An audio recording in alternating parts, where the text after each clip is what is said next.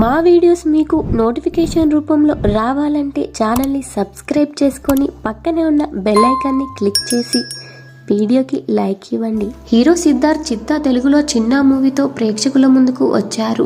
ఈ మూవీ గురువారం తమిళం, కన్నడ భాషల్లో ఒకే రోజు రిలీజ్ అయింది. ఈ సందర్భంగా మూవీ ప్రమోషన్స్ కోసం కర్ణాటక వెళ్లిన సిద్ధార్థ్కు అక్కడ ఘోర అవమానం జరిగింది.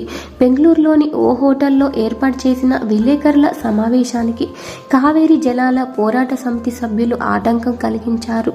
తమిళోడివి, నీకు కర్ణాటకలో ఏం పని అంటూ ఆందోళనకారులు నినాదాలు చేశారు. వెంటనే ప్రెస్ మీట్ ఆపాలని డిమాండ్ చేశారు.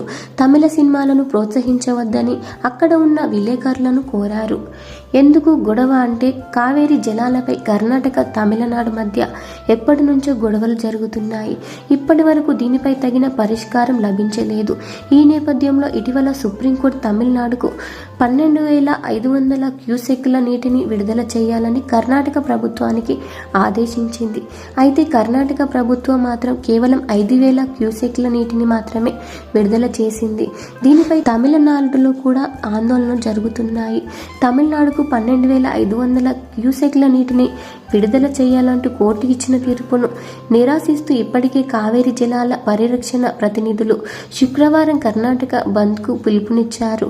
కర్ణాటక వ్యాప్తంగా నిరసనలకు సిద్ధమయ్యారు.